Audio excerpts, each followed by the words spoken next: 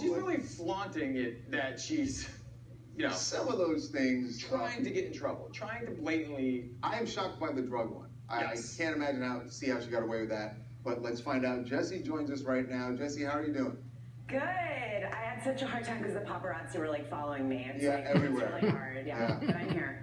So listen, I'm curious what your plan was. I get why you did the video. You explained that you had this conversation with your friend. Did you have a plan going into this for getting arrested? I mean, you had to have thought you might actually get arrested. You must have been pretty confident. Yeah, I mean, I was reaching out to all my exes being like, will you post bail? If, like, I was actually terrified because there was no way to know, like, what was going to happen, really. I mean, I didn't know that I was going to meet the chief of police or the mayor. That was just, like, lucky. But the selling drugs was definitely, like, a really terrifying moment. That's the one that I think for sure you would have been arrested. I mean, and the officers at the end of this, because the video is cut the way it is on YouTube, but they just said that you walked away and they never said another word to you. They didn't.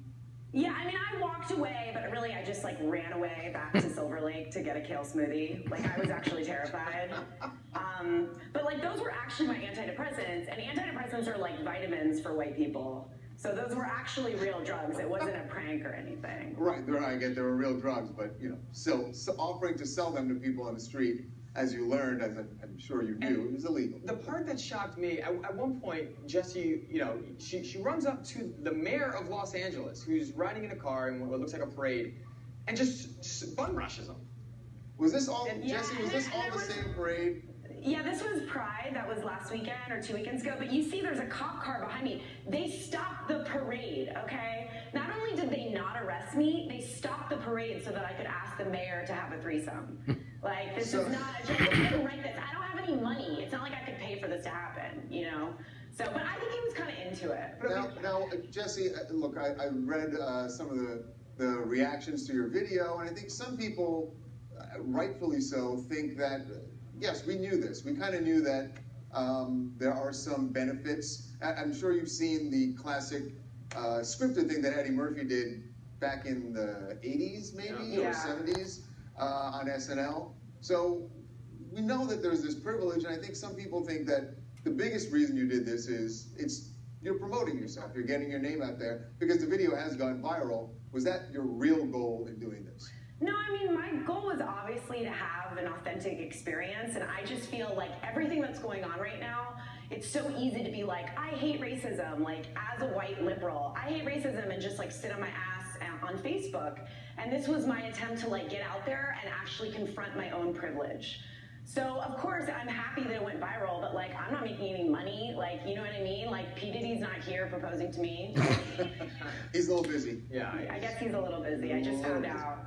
Yeah. So, had you been arrested? I don't have any answers. Like, I just have questions, and I think that's part of it, is, like, I'm just trying to combat my own apathy. It's so easy to just hate and criticize and, like, say our opinions, but, like, let's have a conversation together and use the internet to foster creativity and change. So if you got arrested, would you have posted it? Since it kind of, you know, your thesis would have essentially backfired. Would you have still posted the video had those cops just said, you know what? You're under arrest. Of course. And then I would have really been on TMZ. Yeah.